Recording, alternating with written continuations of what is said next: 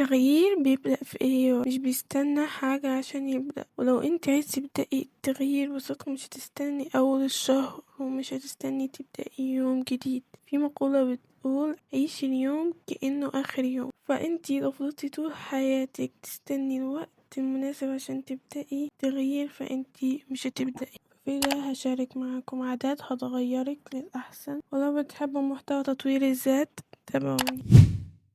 الكتابة أو تدوين يومك، العادة دي مهمة جدا، لأن احنا بالكتابة بنطلع اللي جوانا من شعور مكتوب، من أحداث حصلت لنا النهاردة، بدون ترتيب أو بدون تجميل للكلام، لأن محدش هيقرأ ان انتي كاتباه غيرك.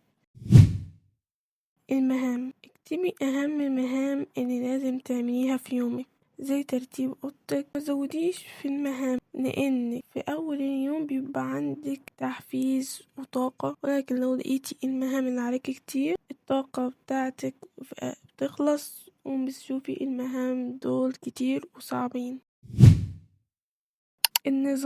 النظام حاجة مهمة في حياة كل واحد فينا. حياتك لما تبقى منظمة وتصحي من النوم تلاقي الدنيا من حواليكي منظمة ومرتبة، ده بيديكي تفاؤل وحيوية في أول اليوم. أما لو صحيتي لقيتي الدنيا مكركبة من حواليكي، ده مش بيديكي تفاؤل انك تقومي اصلا من على السرير.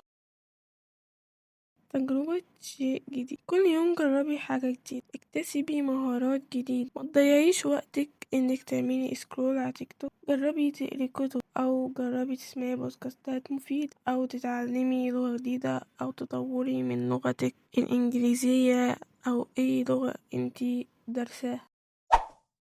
اهتمي بنفسك وبنظافتك. النظافة مش شيء إضافي، لا دي حاجة أساسية، إنك تهتمي بنظافتك وبريحتك وبروتينك، حتى لو كان روتين بسيط، مش لازم يكون روتين فيه برودكتس كتير.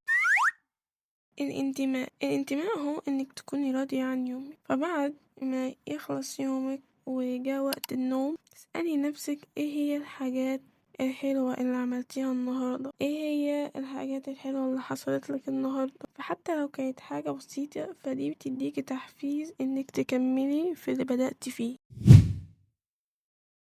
وقفي انك كل يوم تلومي نفسك على احداث عدت وكلام انتهى. ما تفكريش قد ايه انتي اتصرفتي غلط وقتها، او ما ردتيش رد قوي، او كنتي ضعيفة، لان ده خلاص ماضي واحنا ما ينفعش نغير فيه، بس اتعلمي منه، كوني خبرة من المواقف دي عشان لو حصلت تاني تتصرفي بشكل احسن. وده كان الفيديو بتاع النهاردة، اتمنى يعجبكم، وقولولي ايه اكتر عادة عايزين تجربوها دلوقتي، واشوفكم في فيديو جديد.